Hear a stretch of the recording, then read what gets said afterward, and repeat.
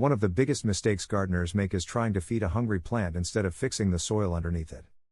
Long before synthetic fertilizers existed, successful farmers understood something we sometimes forget today: productive soil is not just a container for roots. It is a living system that stores nutrients, holds moisture, supports microbes, and slowly releases what plants need. The key was building humus-rich soil year after year. For my own garden, I've been using humic acid granules as a convenient way to add concentrated humic substances to tired soil. They don't replace compost or good organic matter, but they can complement them and help improve the way soil holds and interacts with nutrients.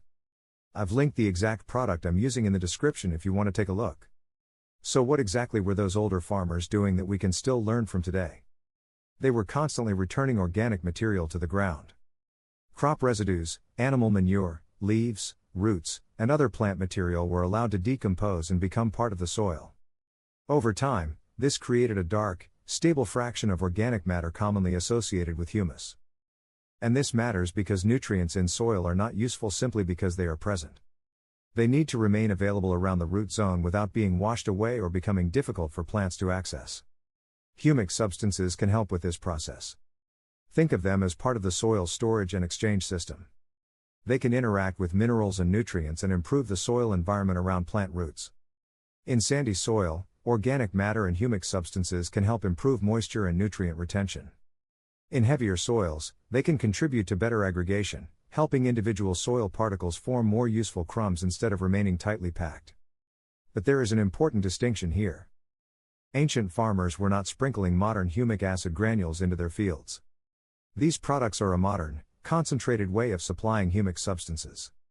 The ancient technique was the bigger principle, continuously building soil organic matter rather than depending entirely on quick-release nutrients. If you want to apply that principle in your garden, start with the soil you actually have. For a vegetable bed that has become hard, pale, or difficult to keep productive, begin by adding mature compost. Work it into the upper soil rather than burying huge amounts deeply. The compost provides organic material, microbial food, and physical structure. Then humic acid granules can be used according to the product label as a supplement. Don't assume that more is better. Humic products vary in concentration, so following the manufacturer's application rate is much safer than copying a random measurement from another garden. Timing also matters.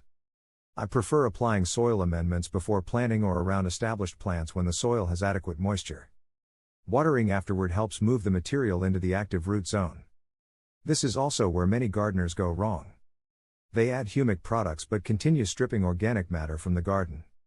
They remove every fallen leaf, discard grass clippings, leave harvested plants out of the soil cycle, and then expect one amendment to rebuild everything. That is backwards.